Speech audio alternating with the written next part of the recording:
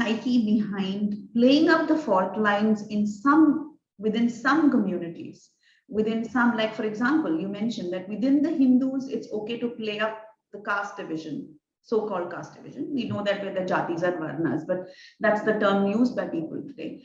But it's not okay to do the same thing when Hindu and Muslims are concerned. Yeah. What is that psyche?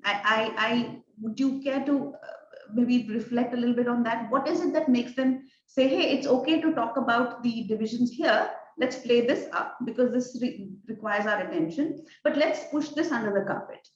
Yeah, not only within the Hindus, Pujitaji, but also among Indic faiths.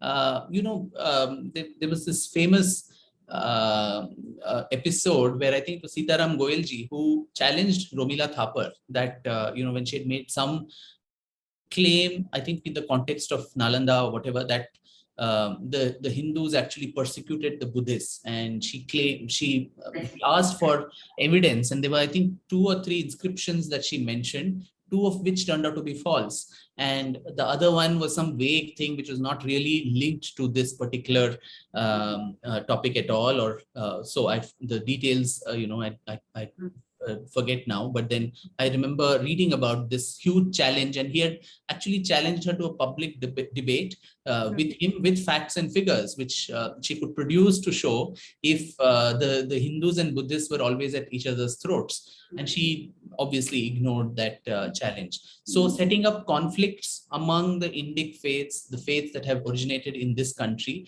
denying that continuity of civilization. I mean, the Buddhism, and looking at these religions almost again from the Western lens, just as you had a Protestant revolution, you want to see Buddhism and Jainism through the same lens. The same lens, exactly. Same lens. And since the Protestant movement was an uprising of against the clergy and the Catholicism there, so you have to pit a very similar mirror image where the Brahmins become are kind of rebel religions against Brahminism and priestly classes. Some iota of truth in it, but not completely, because eventually, for all that Gautam Buddha did, he got assimilated in the pantheon as one of the avatars of Lord Vishnu.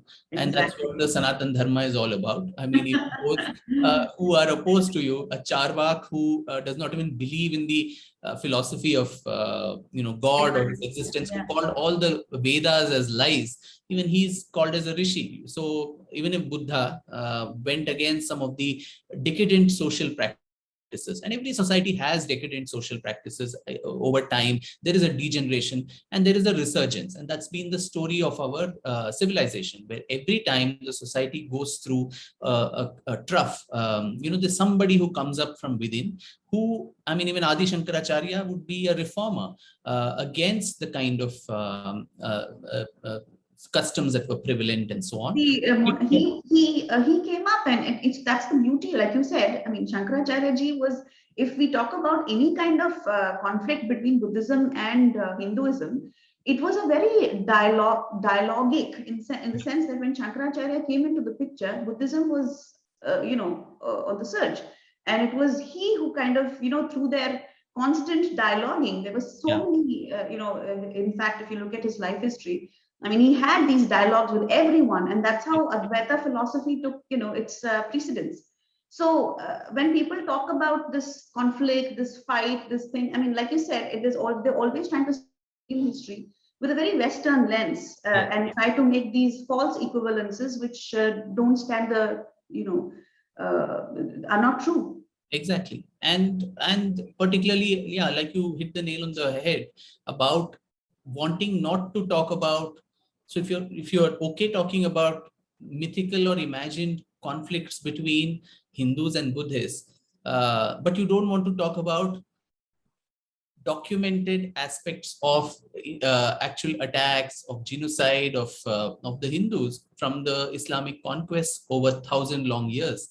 I mean, I think it was Dr. K.S. Lal, the historian, who had said something like 8 to 10 crore Hindus, the population of the subcontinent itself fell by about 8 to 10 crores between 1000 CE with the conquest of Afghanistan till the end of the Delhi Sultanate in 1525. So in those 500 years, there was this kind of a fall in the population of this subcontinent, and that did not happen just because everyone just dropped down dead. So, and you have Sitaram Goyal again in his very seminal and well-researched book listing all the temples that have been destroyed, almost 40,000 temples at the least which were destroyed. Now, these are facts which need to be spoken about. It's not, again, I keep repeating this time and again, that it is not something that, as these historians and some of these politicians think, that today's Muslim men or women, a young person today, needs to be responsible for or needs to be hauled up for. It's not an albatross that you need to hang on their necks, because they are not responsible. They're probably as much a victim as anyone else, because probably our ancestors were either very lucky or brave that we continue to hold on to our faith. Whereas probably for some other people, it was a very unfortunate situation that they had to succumb. And so none of these people who are here have come from, say, from the Arab stock or from Jerusalem or anyone else. They're all Indians who were forced to convert for various reasons. Some may be voluntarily, and a lot also through coercion and all of that. So we need to dehyphenate this. And first of all, the very idea that a Muslim person needs to have an icon who belongs to the same community, I think that is deeply problematic. You don't have to create false icons just to make a particular community feel very happy and secure. But even if that is the case, you have a plethora of Muslims, right from Kabir to Ras Khan to, so many others. Sant Shishunal Sharif from my, state of Karnataka. You have APJ Abdul Kalam. You have Arif Muhammad Khan. You have so many others. Yeah. Tariq Fateh ji. Yes, so many who could be your, role models, and not necessarily Ghazni and Ghori and Aurangzeb, Tipu Sultan.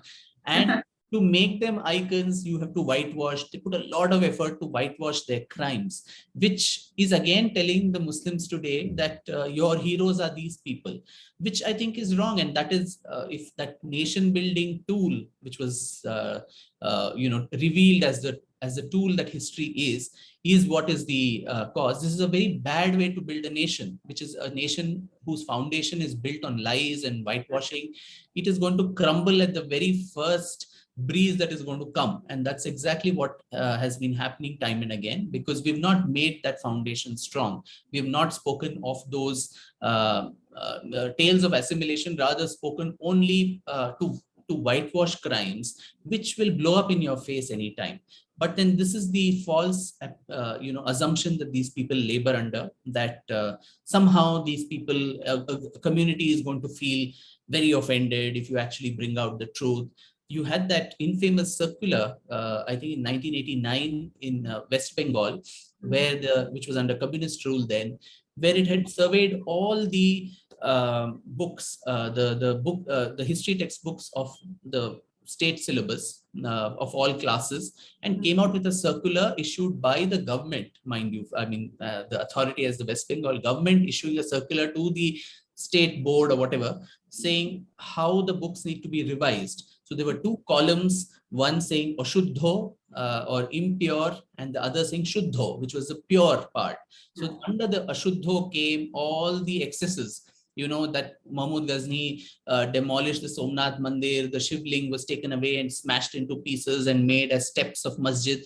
That came under Ashuddho, and Shuddho said this should be deleted. So like that, if you actually see the several pages and pages of correction that was done, maximum amount of it being of Aurangzeb's crimes being whitewashed, it's an exercise as to what distortion and rewriting of history actually is, where all these uncomfortable truths should not be told. Why? Because today's Muslims will feel very bad about it. You should tell them that this was how, this civilization was treated. Will Durant had called the Islamic conquest of India as one of the bloodiest stories of human history, not just of our country, but of human history. So all these points laid bare in front of them, not with revenge or as vengeful stories, but as timely reminders as to what would happen and what should not happen in our country ever again, and that the Muslims of our country need not either identify with these terrible elements, nor are they responsible for what they did, because then, and it's not some historical thing, Pujita ji. We know, we are seeing it unravel in front of our eyes in Afghanistan with the Taliban's resurgence. Yes. So how the Taliban is treating its people or people of other faiths, women and so on, is not very different from what the Delhi Sultanate or the Mughals would have done 500, 600 years back. So we are not talking about some old story and reviving vengeful tales. It is happening right now in front of our eyes. And so this is a timely reminder to the Muslims of our country too, not to associate themselves with these elements which are so decadent, but actually have peaceful icons or have larger belief in the history of our country. Indonesia, being a completely, Muslim majority country, still believes, I mean, the Ram Leela is a national, art form. The whole depiction of the Ram Leela. So where the airline is Garuda, and yes, everything there. If you see all those countries, how can that coexistence happen where they acknowledge that culturally they are Hindu, but their roots are Hindu, but their faith is Muslim? So be it. That's a beautiful coexistence to happen. So why can't that happen in a secular country like India? Everybody just says, yeah, by your faith, you're whatever you are, and that's perfectly fine. The Sanatan Dharma allows different opinions to thrive, including atheists and agnostics and everything. It will certainly allow someone a worship of Allah or Jesus or whatever else. So what's the big deal? I mean, even Ninda Stuti was allowed, where bhakti poets, in the worst of way, we were doing Ninda of the gods we worship. Sages and their wives would curse our very gods. Vishnu got cursed by Tulsi, Vrinda, who lived in Tulsi. So all these stories are there. So we are very accommodative. We will embrace all these faiths. So the only thing is, what's wrong in that whole, belief that culturally and by our roots, we are a particular, belief, which is the Sanatan belief. And then we've branched out into different paths. And we anyway say Ekam Sat Vipra Bahudha Vadanti. So all these paths lead to the truth as we see it. So I think if that sort of a approach is taken, rather than do subterfuge and do all this whitewash and all of that, it's going to blow up in your face sometime, and that's what is happening now. Please remember to subscribe to us and switch on the notifications for this channel. For our other social media links, more content, and to support our work, please visit citti.net. Dhanyavad. Namaskar.